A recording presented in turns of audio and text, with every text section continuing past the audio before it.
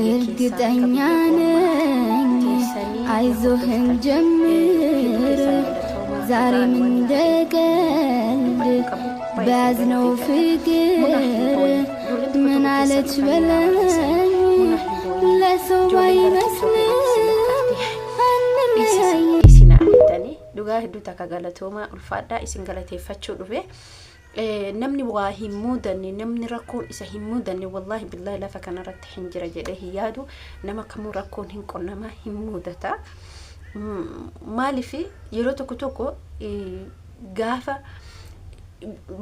ilaalcha isin qabdanillee otoo bareeda ta'u namni gaafa cinqamu yoo booyee akka wanti qohara baafannaa argatu akka yookiin du'aayin isin gootaniif sunillee إنما كم ركون هم مدتا والله نمني ركون هم مدني لفا كان رتين جرو أشا ما أركفوني جرا جرتو أكام نجا كيساني فيا كيساني أنا اللي نجا كود الحمد لله قلت ربي قالني حاجة الحمد لله يو نجا إجرا قالني سامبديني والنهار أدو بتشوف في اسم قالته فتشوف في قالني كيسان أما اللي ده شارع قالته ما الفرد بولين كيا ورنا ججبيسيتني هي ديمونا هنچ كامن rakkoon nama kamu himuudama jetanii keessan sagalina qabdanii qur'aana suuraa kana qara suuraa kana dhageeffadhu bakka ijoolleen hedduu miira saniin wallahi isaanitti baay'ee dhagamani gaafa sagalee isaanii dhageeffadhemo baay'ee tokko anattu dhagame jechuudha maaliif viidiyoo akkasiis maxxanse kan jedhu garuu gaafa waa'ee kiyya kana keessa gadi qabee laalu iddoo takkanatti ulfaate waan ifin beeku iddoo takkanatti cime gaafuma laalu bakka injiraamiti gaafa teettanii yaadanii waan san bakka ittan baay'ee tokko bakka namatti dhagama maaliif rakkoon kun yeroo tokkichi wanni tokkichi yeroo nama tokko nama sanarratti yeroo deddeebi'u bakka yaada biraa keessa bakka rabbii obsanaa kenne rabbii fayyaanaa kenne sat alhamdulillah jedhee jira wallahi alhamdulillah jedhee jira maaliif isa ka fayyaanaa kenne isa ka waan hundaa dalagu isa waan hundaa dalagu itti shakkaruudha isa waan hundaa dalagu irratti shakkaruudha nama tokko mee hedduu isa taazabee alhamdulillah rabbil alamin rabbiin galanni haga amalee jechuudha kanuma wal qabate waan isin jechuu barbaadu obboleen kiyya namni rakkinni hin muudanne hin jiru namni rakkoon hin muudanne gonkuma hin jiru sababbiin isaallee akkuma gammaddu akkasuma gaddita akkasuma gammaddaa ama naggaadeen tokko gaafa naggaadu gizee tokko hin tarrafa gizee tokko hin kassara ilmi namaa kunillee gizee tokko gammadee gizee tokko gadda yooma hin naggaadinis waatu isa mudata naggaadeen alatu homaa otoo naggaadenitu waatu isa mudata gizee tokko mucaa tokkotu maal jedhe isinitti fakkaate 2019 na fakkaata moo 2020 natti fakkaate akkuma hiriyummaa waan jedhu bira tarii haadha isaa kana miira jibba haadha isaa kana keessa gal ilaalche maaliif of jibbee bakka hinjiraamiti haadhuma kiyya kanaa jedhe bakka maaliif dhiisi jedhe maaliif addunyaa tanarratti namni waa hin muudanne jiru namni waa waraanne hin jiru si waraane ama fakkeenya qoriyoo si waraantuuf keessa baaftee callifta madaasan bakka hanga yeroo muraasa hin obsitaa si fayya ammallee deebi'ee bakkuma sanatti bakka madaasaniititti ammas deebi'ee qoree sanirraa yoo billoofni si waraane yoo billoofni xiqqoo isii si waraane xiqqoo kan doomaa qabu yoo si waraane ammas deebi'ee sadaffaa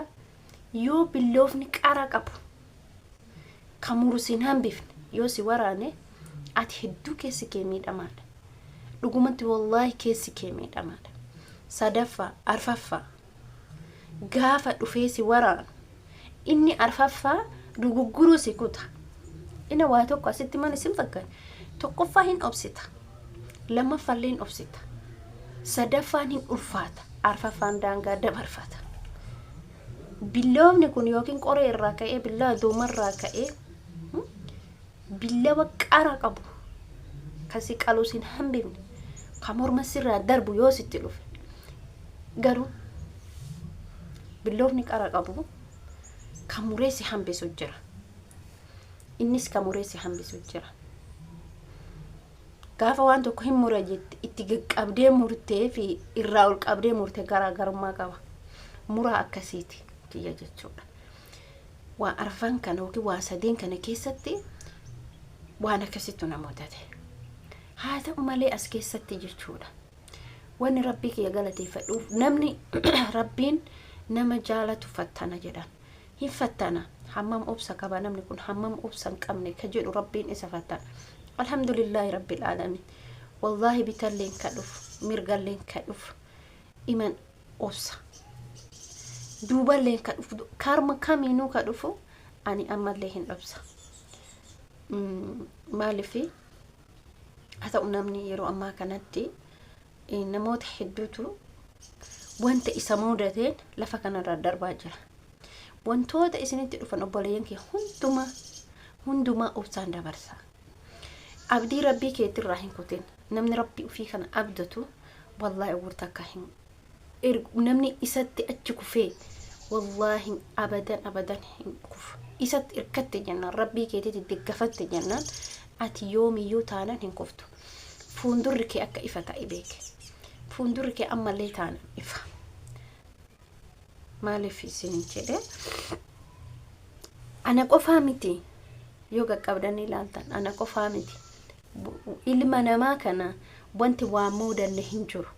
As keessatti immoo gorsa ijoolleen na gorsite keessatti munaanaan jettee mucaan tokko namni kasii gammadu jira kasitti gammadu jira yeroo imimmaan kee arge. Kasii gaddu jira yeroo imimmaan kee arge. Wallahi hin jira. Hin boohin jettee misijjii tokko naa barreessite. Maaliif dhuguma ani gadduu namaa yoo dhugaa isinitti hime gammachuu nama yeroo gizee dura hin yaadatan nama zaahira natti ba'e kolfaana eebbise beeka. Maal jedhe isinif fakkaata? Alhamdulillahi rabbil alamin. Hunduu mudannoon harka rabbii jirti. Harka namaa wanni sumuunii takkan jirtu.